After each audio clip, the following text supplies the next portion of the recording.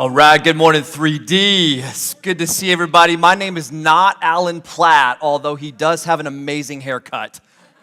Okay, my name is Matt Morgan, and I'm a friend of Keith Boyer and a friend of you guys. I love being here. I've spoken here a few different times, and honored to be a part of this. And if you're new, welcome as well, because we're in the middle of a series called Enough. And that is probably one of the biggest questions that I think we all have, right? Deep down inside. And today, specifically, if you got to leave early, what we're talking about is the peril of comparison. I want everybody to say out loud, comparison. It's something we all struggle with, isn't it? I mean, it's amazing. For me, I remember at sixth grade, sixth grade, I think I'm 11 years old, I had this reoccurring dream that happened on a regular basis that I was like fine wallpaper, if that's even cool. And I had this image that I could attract people, but I couldn't keep people. And so I could make friends, but as soon as my friends got to know who I was, they would realize I'm a phony or a fake, and so they would walk away. And so deep within my bones at sixth grade, I wanted so bad to be recognized, to be popular. So I started lying. And so I started creating this other identity, this other story, because who I was wasn't enough in my own mind. So I started creating stories. And then if anybody's ever, lied before, when you start lying, you got to lie to cover up a lie.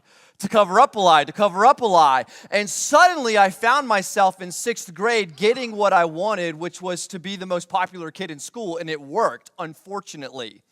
Because then I had to keep the lie going. I had to keep it going, and I didn't keep it going for a couple of months. I didn't keep it going for even a year. You guys, I kept this going for 3 years. Lying to cover up. I lied so much, I started to believe my own lies. And it started to come in ninth grade. I'll never forget. It was the middle of ninth grade.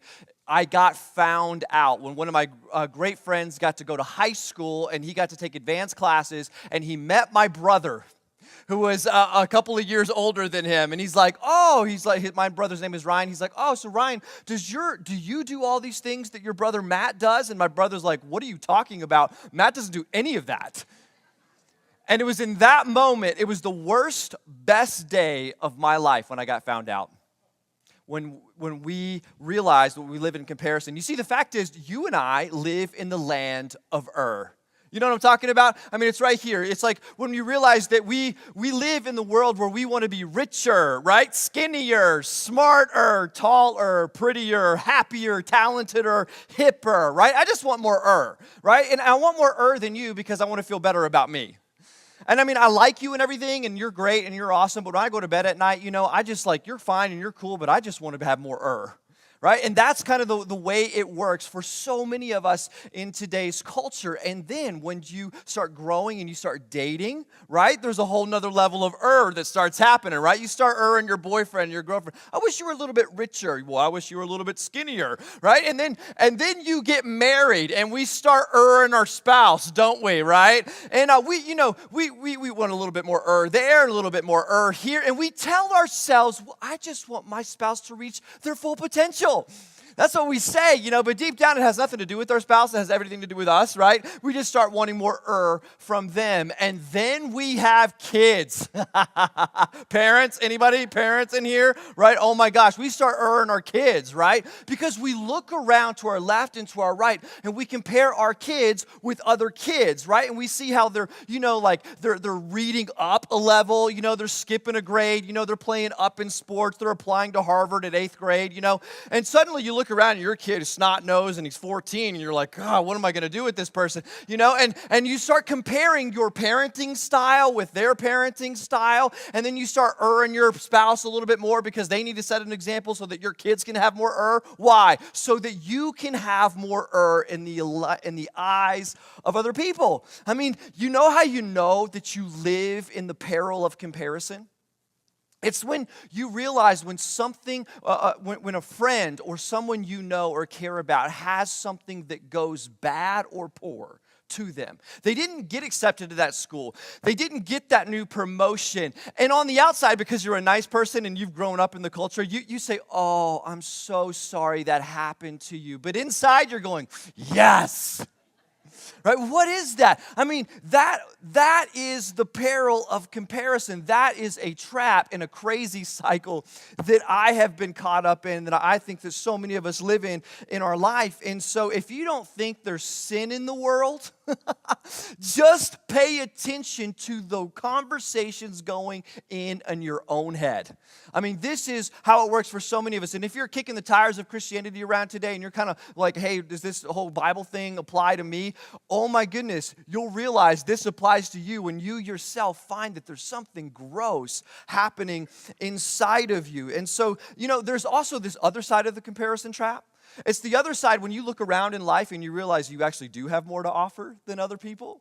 And so you look around and you see that through life experience, they are a little heavier, slower, shorter, poorer, nerdier. I mean, I'm nerdy, right? But because I'm an engineer or something, but like they're nerdier.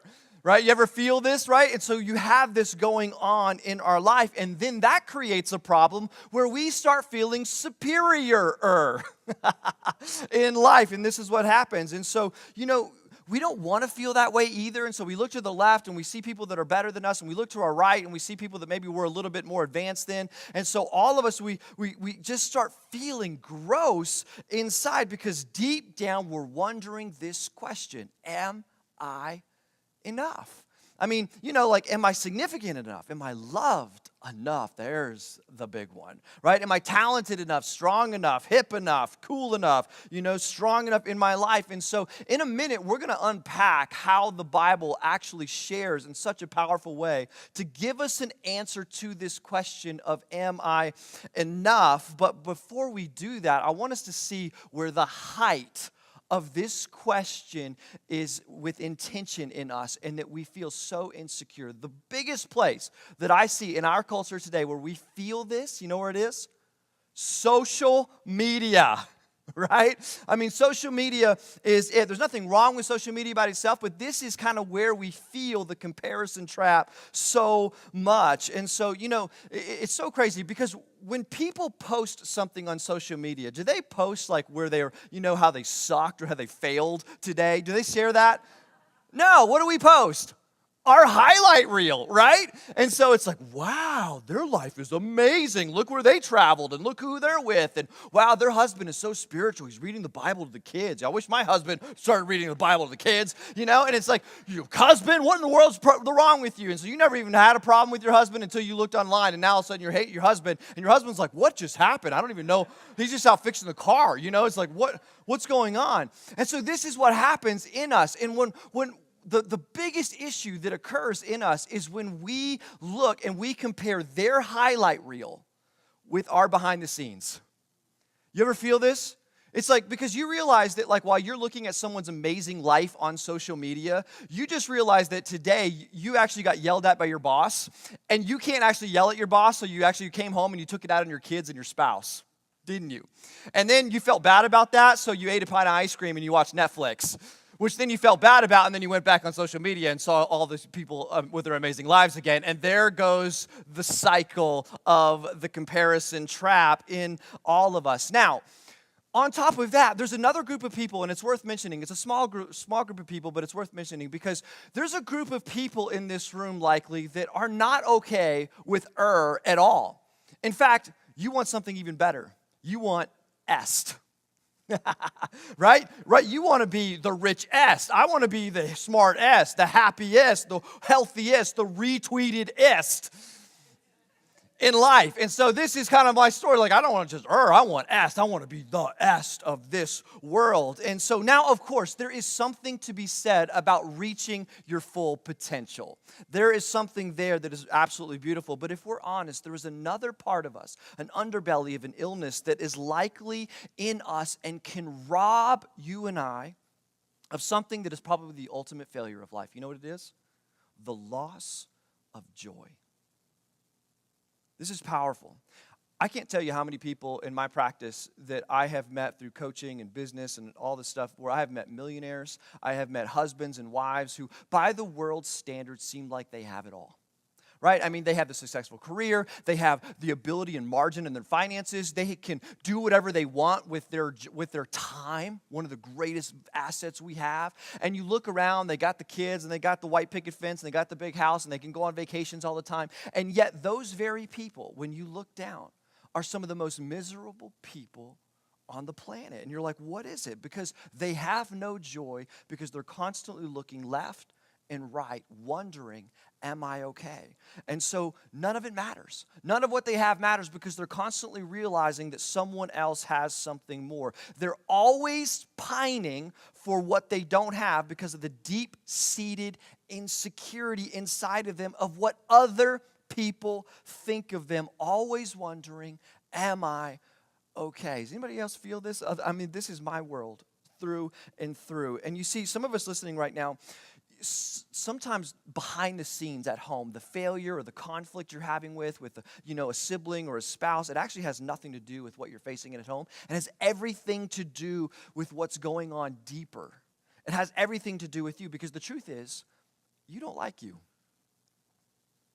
And that's hard to realize. And so when you look at it, deep inside, you're asking the question and you're thinking the statement, I will never be as blank as them.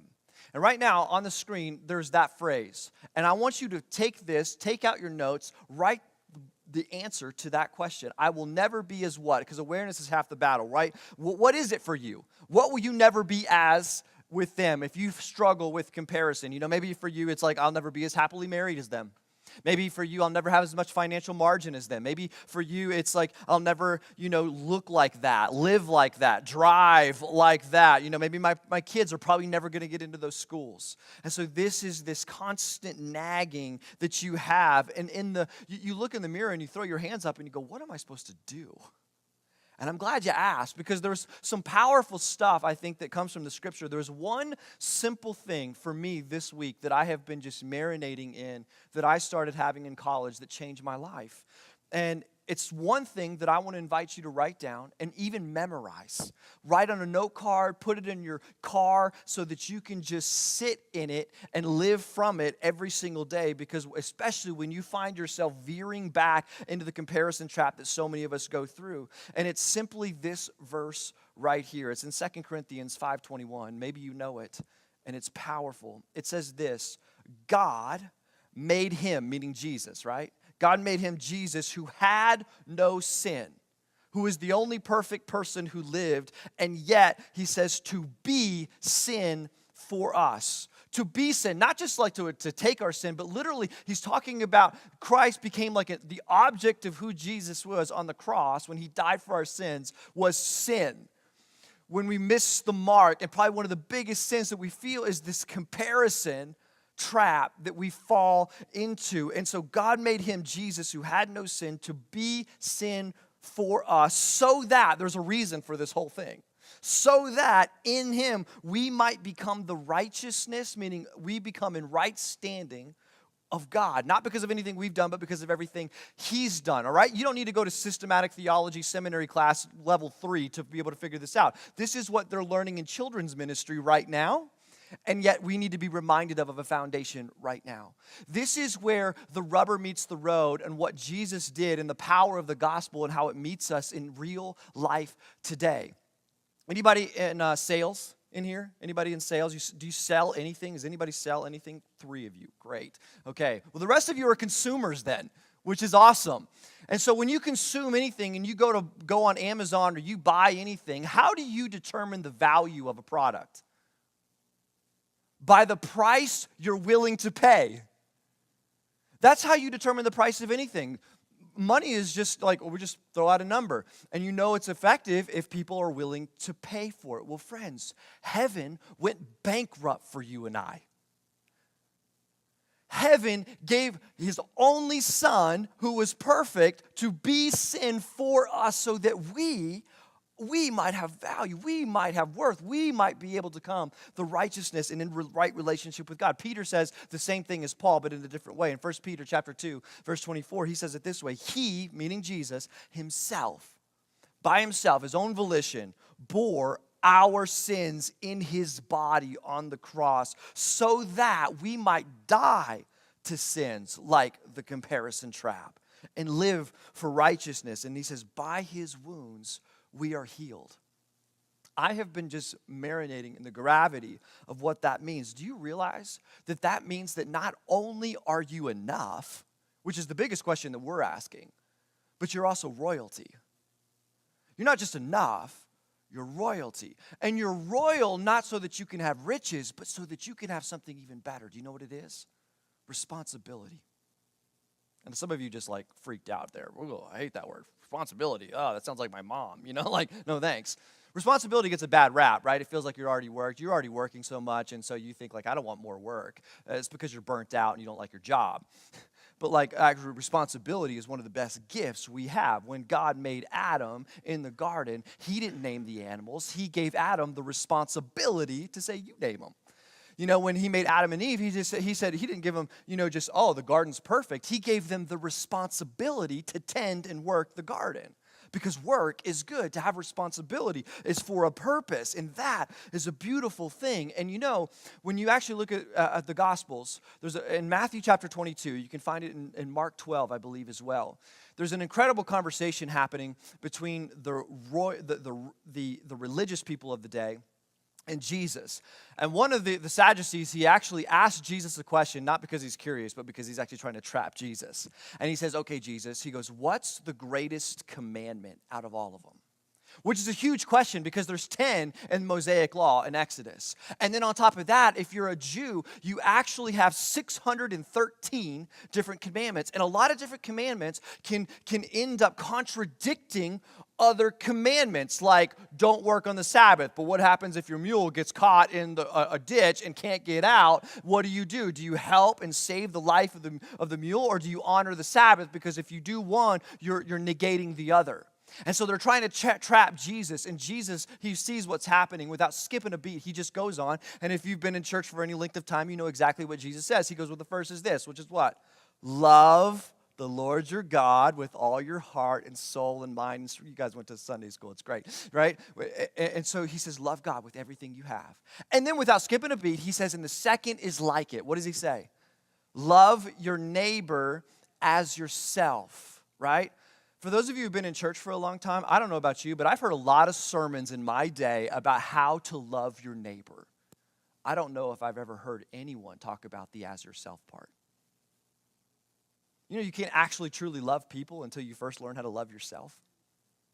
And so I wonder if today one of the greatest responsibilities that God has given us to be able to do is to take the time we need to love ourselves by getting off this comparison struggle bus that so many of us are on.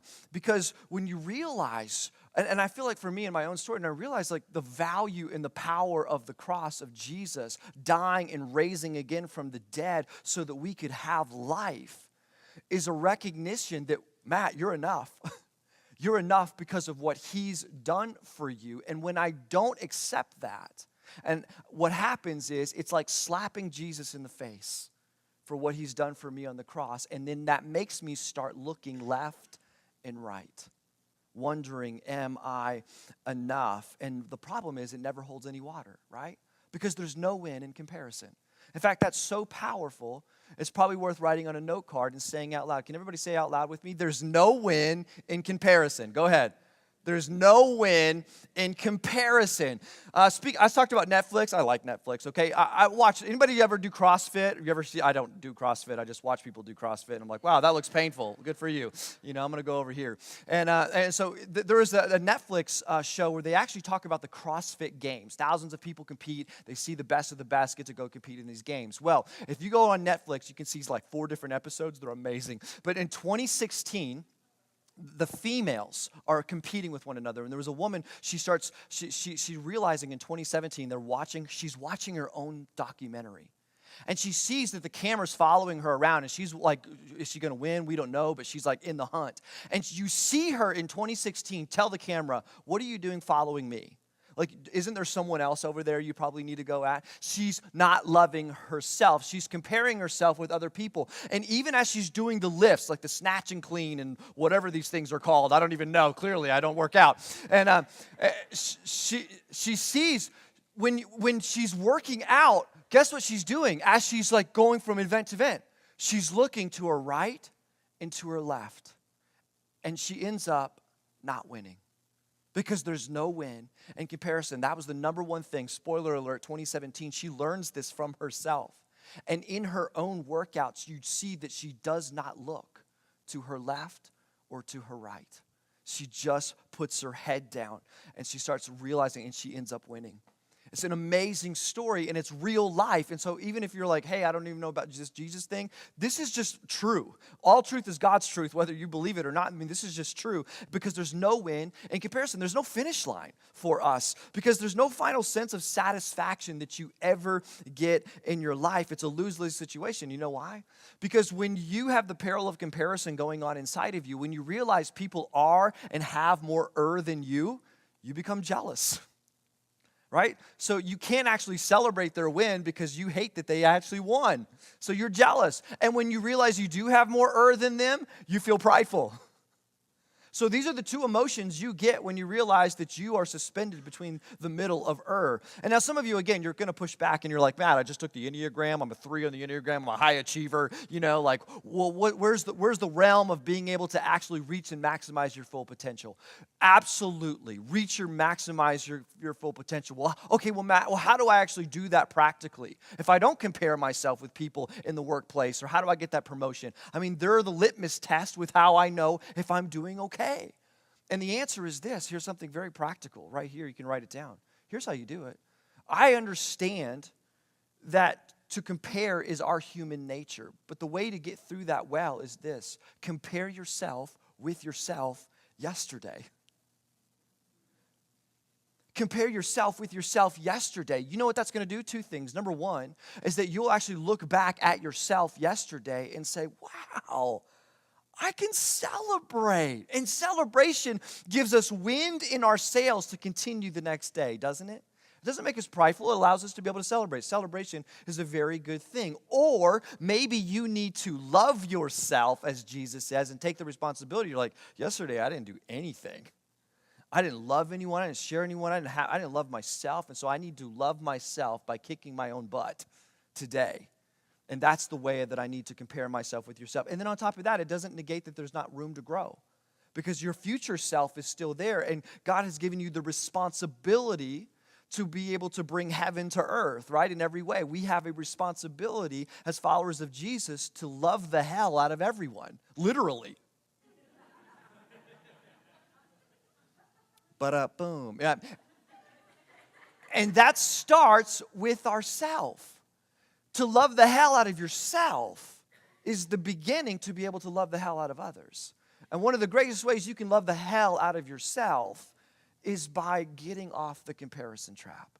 So compare yourself with yourself yesterday with the foundation of your identity being of that of Christ Jesus, who says in Philippians chapter 2, verse 6 through 8, who being in very nature God, this is a powerful verse, who being in very nature God, meaning Jesus is God, did not consider equality with God something to be grasped or used to his own advantage. Rather, he made himself nothing by taking the very nature of a servant, being made in human likeness, and being found in the appearance of man, he humbled himself and became obedient to death, even death on the cross. If you actually look at that summation of those few verses, you will witness that there are 7 demotions of Jesus. Friends, I submit to you that Christ's demotion leads to our promotion. You know that? Jesus' demotion on the cross sets us up for promotion in the world, starting by helping us realize you're more than enough. You're royalty. Now, with that royalty, have the responsibility to live like it and to set and recognize the beauty of that. You know, for me in my own story, when I look back to that element, remember when I said I used to have this mindset of that was fine wallpaper, but if you punched through that wallpaper, you would see there's no studs, there was no insulation, I was hollow. And I remember when in college, when I started placing my faith and trust in Jesus, I remember God bringing me back to that reoccurring dream in 6th grade. And he said, hey, Matt, remember that dream you had of you not being enough and you being like, wallpaper and there was nothing there? And I was like, yeah. Well, he says, that's true. You're not enough. And you never will be on your own. Like, that's true. Like, so if you feel that, and if you're not a Christ follower, like, it's true. That sucks to hear, but it's true. Like, you're not enough. And so he's like, I want you to know that with me in your life, I am now, when people punch through that fine wallpaper, I'm the studs, and I'm the insulation. And when they punch through you, they can see me. And now, you know what it did? Instead of me projecting myself because of my personality type, some personality types like me, you project your life, and so you're deceitful, right? So you try to look awesome even though you realize you're not awesome. Other personality types fold, and they're like, I suck, and so I'm not going outside, and I just live with a helmet, and it's just like you live in such a way where you're just like, I'm just terrified of the world. Because of different personalities, we respond differently. But for me, in my own story, because I'm a high achiever and I go after things, I felt like I was saying, Matt, I'm your insulation. I'm your foundation. I'm your identity. And that gave me a ground to stand on. That gave me confidence. And through my confidence, I didn't have to project, I'm awesome. I actually was able to project, I'm just like everybody else, but God loves me. And through vulnerability, I found incredible strength. Through sharing where I was failing, helped help other people identify and go, me too. And through that, we actually grew. Who knew that would work? And this was the element for me in my own story. And so I think it's the same for you and I. That he is the foundation for that. That he got demoted so that you and I could be promoted. So that we could start saying, I'm more than enough. I'm royalty in and through my life. And so that you no longer have to take this time to recognize, am I enough? You can recognize that you are royalty in your life. So as the band comes up, I want to give you a couple of practical things because I'm an extremely practical guy, okay? So next steps, you're writing them down. Here it is, number one. Write on a note card, there's no win in comparison. That is so powerful. There's no win in comparison. Number two, I know that a lot of us want to be happy. I love happiness just as much as the next person. If you want to do that, shift your attitude toward gratitude. So when you're comparing yourself with yourself yesterday, which is number 3, you can actually be grateful for how you've taken steps. We're all on a journey, so be grateful in that mode. And you'll actually find you're like, oh my gosh, I took steps. And you don't have to get depressed because someone else has more than you. Someone else is always going to have more than you. That's just life. But you can look at the you have in yourself that God's given you. There is gold in each and every one of you. And I believe that what Jesus wants to do is to help extract that gold that's in you to come out of you so that you can bring that to the world around you. That is not just a good idea, it's a command to love your neighbor as yourself. And probably one of the biggest ways that you can start doing this for some of us is to power off and get offline. I think for some of us, maybe we need to realize that maybe social media, again, there's nothing wrong with social media by itself, but maybe for some of you, it's your toilet bowl downfall, spiraling out of control, making you anxious, making you hate your life. And so maybe for you, it's even ruining the romance or the intimacy within a spouse. And so my wife and I, we actually just do this at every dinner. We have this in certain times. We just say, hey, I think it's time to power off and get offline. Because my wife wants to show me that she loves me more than her phone or her tablet. And so this could be a very practical way for you to love yourself and to love other people. What a great responsibility to be able to do that. And so I want to invite everybody to stand right now. And as we do that, maybe you're here and you recognize that maybe you haven't ever taken the step to place your faith and trust in the work of Jesus, because maybe you thought that Jesus was just a get-out-of-hell-free card and it had nothing to do with your practical life. And I hope that now you realize that it has everything to do with your practical life, now, here, today, in this moment. And the comparison trap is just one of them. And so maybe for you, you're in a place where you're like, I want to be able to receive God into my life as that insulation, as that stud behind the wallpaper. And I want to invite you to be able to do that now. And then I'm going to pray for the rest of us who are believers. God, we thank you that though you knew no sin, you became sin on our behalf, dying on the cross, raising from the dead so that you broke apart sin, so that we might have the opportunity to be in right standing with God, in relationship with God, not because of anything we did, but because of everything you did, giving us a foundation and an identity to stand on that gives us strength and confidence so that we can go and conquer the world and love the hell out of everyone, starting with ourselves.